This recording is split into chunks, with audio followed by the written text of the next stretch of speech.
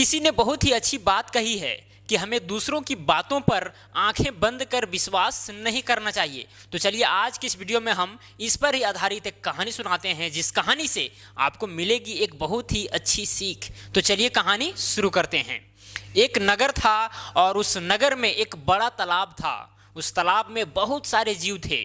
मछलियाँ थीं, केकड़े थे, कछुए थे, मोर था, हंस था, बहुत सारे जीव थे और हर जीव का वहाँ भोजन पर्याप्त मात्रा में उपलब्ध था।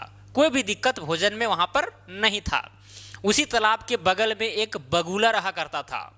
वो बहुत ही आलसी था, थोड़ा सा आँख का कमज़ोर था, लेकिन आलसी बहुत ज़्यादा था। इतना ज़्यादा था कि वह हमेशा ये सोचते रहता था कि काश हमें बिना हाथ पैर डुलाए हुए भोजन मिल जाता। वो हमेशा यही सोचते रहता था। वह तालाब के किनारे थोड़ा सा पानी जहाँ पर रहता है वहाँ पर खड़ा होकर यही दिन भर सोचते रहता था। थोड़ा मोड़ा मछली खाता था बस। लेकिन सोचते सोचते उसके मन में एक ख्याल आया कि वह अब बैठ करके बिना पंख को डुलाए, बिना पैर को हिलाए वो भोजन कर सकता था। उसके मन में एक विचार आया। अब किया क्या, वो उसी तालाब के किनारे जाकर एक पैर पर खड़ा होकर रोने लगा। अब इतना रोने लगा कि उसके आंख से बहुत आंसू बहने लगे। उसी बीच एक केकड़ा आता है, देखता है कि भाई बगुला के आंख से आंसू बह रहे हैं। वो आकर के वहाँ पर खड़ा होता है, बोलता है कि मामा क्या बात है, आप क्यों रो रहे हो? तो बगुला मामा कहते हैं कि मैंने अभी तक बहुत सारे मछलियों का शिकार कर लिया है, अब मुझे शिकार नहीं करना है, अब मुझे पुण्य का काम करना है, ऐसा पाप अब हम कभी नहीं करेंगे। तो वो केकड़ा कहता है कि यदि आप मछलियों का शिकार नहीं करेंगे तो फिर अगर कुछ खाएंगे नहीं तो फिर जीवित कैसे रहेंगे? आपको तो मछलियों का शिकार करना ही होगा। और मछलियां आपके सामने देखिए घूर रही है, रेंग रही है, फिर भी आप शिकार नहीं कर रहे हैं, आप तो मर जाएंगे। बगुला बहुत ही प्यार से कहता है ऐसी भी तो हम सबको अब मरना ही है। तो केकड़ा कहता है क्यों?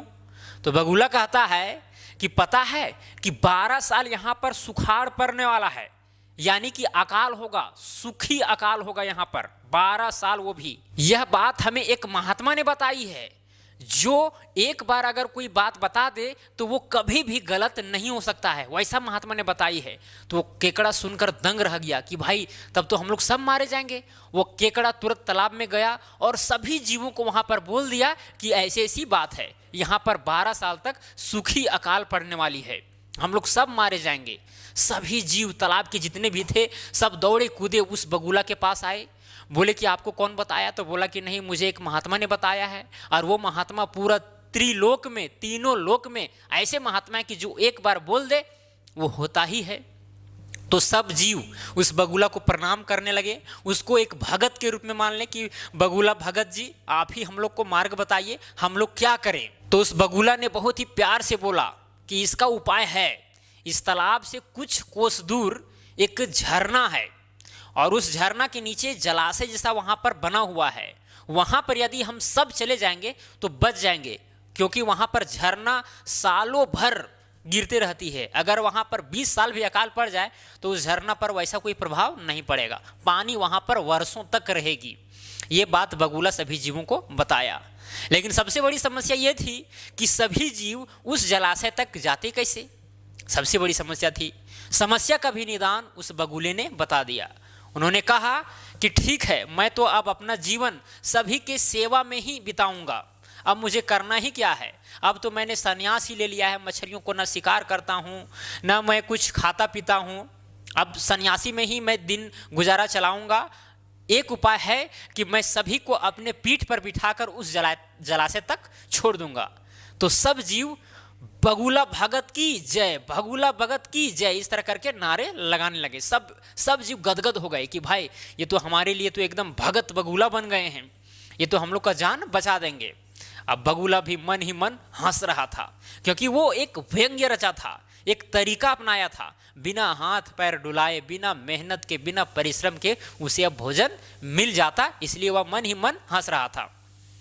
अब वह करता क्या है, प्रतिदिन एक जीव को वहां से उस तालाब से उठाकर लेकर जाता है और बीच रास्ता में ही एक पत्थर रहता है और उस पत्थर पर उस जीव को पटक कर मार देता है और फिर भोजन आराम से कर लेता है। फिर आता है, यदि किसी दिन थोड़ा सा कम पड़ जाए तो फिर दोबारा भी आता है, 3 बार भी आता है। मछली हो, कछुआ हो, जो चीज़ हो, पीठ पर उठाता है और ले जाता है कुछ दूरी पर, उसी पत्थर के पास जाकर के उसको मारता है और खा जाता है। यहाँ जो तालाब में जो जीव हैं उसको पता भी नहीं चलता है कि जीव यहाँ से उस झरना तक पहुँच रहे हैं कि नहीं पहुँच रहे हैं, उस जलाशय तक पहुँच रहे हैं कि नहीं पहुँच रहे हैं। इस तरह करके ये क्रम जो है बहुत दिन तक चलता रहा। बगुला एकदम खा खा कर, बिना मेहनत के, बिना परिश्रम के, तो उसे मिल जा रहा था भोजन डेली, है कि नहीं, क्योंकि तालाब के कुछ दूर में ही वो पत्थर था। इतना जाकर के वहाँ जीवों को मारा ले जाकर और खाया कि कहना नहीं। वहाँ पर हड्डियों का ढेर लग गया था, हड्डियों का ढेर। धीरे धीरे बगुला का शरीर बनने लगा, सेहत एकदम बनने लगी, पूरा एकदम टांगे मोटी मोटी हो गई थी, जो पंखुड़ियाँ थी वो भी एकदम पूरा मोटी हो गई थी, गर्दन भी मोटा हो गया था। सब जीव देख करके हैरान थे कि हाँ, बगुला भगत जी ये जो ईमानदारी का काम कर रहे हैं, जो पुण्य का काम कर रहे हैं, उसका परिणाम मिल रहा है, ये जीव सब सोच रहे हैं। लेकिन वो केकड़ा एक दिन पूछ देता है कि बगुला भगत जी, आप इतना दिन सभी जीवों के ले गए, बहुत सारे जीव को आप यहाँ से ले गए, लेकिन मेरा नंबर अभी तक नहीं आया है। तो वो बगुला कहता है, चलो ठीक है, आज तेरा ही नंबर लगाते हैं, चलो आ जा, मेरे पीठ पर बैठ जा। अब वो केकड़ा बेचारा उसके पीठ पर बैठ जाता है। वो तो खुश है, क्यों? क्योंकि उसे झरना जाना है, जलाशय में जाना है, जहाँ पर अकाल से कोई प्रभाव नहीं पड़ेगा, है कि नहीं। केकड़ा जाता है, केकड़ा का नज़र एक पत्थर की ओर हड्डियों के ढेर पर पड़ता है। वह बगुला से कहता है कि ये हड्डियों का ढेर ये क्या है, कितना दूर है यहाँ से जलाशय बगुला मामा, इस तरह करके वो पूछता है, क्योंकि वो डर जाता है कि भाई हड्डियों का ढेर यहाँ पर आया कैसे। वो थोड़ा डर जाता है कि कहीं बगुला हमको मार के खा ना जाए, ठीक है। तो वो बगुला कहता है, अरे मूर्ख, तुमको पता नहीं है, ये हड्डियों का ढेर तो मैंने ही किया है, अब तुम भी आज इसी तरह मरोगे और इसी हड्डी के ढेर पर तेरा भी हड्डी यहाँ पर फेंकूंगा। वो केकड़ा सब बात समझ जाता है, लेकिन वह हिम्मत हारता नहीं है और अपने बुद्धि के बल पर वह थोड़ा सा गर्दन की ओर जाता है और गर्दन को अपनी टांगों से देता है दबा। अब दबाए हुए तब तक रहता है जब तक बगुला मर नहीं जाता है। सही बात है, केकड़ा हिम्मत नहीं हारा और उस बगुला को एकदम गर्दन दबाए रहा जब तक वो मर नहीं गया। बगुला मर गया और फिर गर्दन को टुकड़ा भी कर दिया उस केकड़ा ने, क्योंकि बगुला तो बहुत सारे जीवों को खत्म कर दिया था। केकड़ा तो दिमाग लगा लिया। अब उस सर को, बगुला के सर को वह केकड़ा लेकर तालाब गया और सभी जीवों को बताया कि देखो भाई, ये बगुला तो हम सभी को बर्बाद करने के फेर में लगा हुआ था, बहुत सारे जीव को तो बर्बाद कर ही दिया है, अब हमें उसके चक्कर में नहीं पड़ना है, मैंने उसको वध कर दिया है। एक पत्थर के पास ले जाकर वहाँ पर वो भोजन करता था। सभी जीव समझ गए कि बात सही है, ऐसा तो हो सकता है। तो दोस्तों, आपको इस कहानी से क्या सीख मिली है?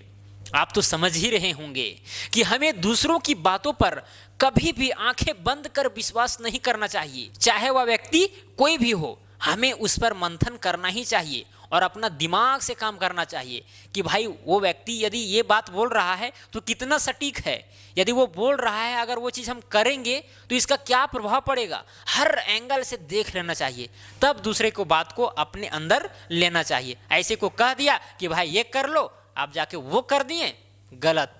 पहले अपने दिल से, अपने दिमाग से सोचें कि जो हम करने के लिए जा रहे हैं, जो व्यक्ति हमको वो बोल रहा है कितना सटीक है, उसको बेनिफिट है क्या, बेनिफिट है तो हमको भी बेनिफिट होना चाहिए। केवल उसी का बेनिफिट रहेगा, मेरा नुकसान रहेगा तो हम क्यों जाएंगे उसमें, है कि नहीं। बहुत सारी चीज़ें हैं। तो इस कहानी से आपको यही सीख लेना है कि जो भी आदमी आपको सजेस्ट करता है या जो भी बातें बताता है या जो भी कुछ भी कहता है, उसको आप ध्यान से सोचें। अगर कह दे कि भाई कल भूकंप आने वाला है, कल पूरा धरती पलट जाएगा, कल एस्ट्रॉयड धरती से टकरा जाएगा, तो कह दिया तो आप तुरंत विश्वास उसको नहीं कर लें।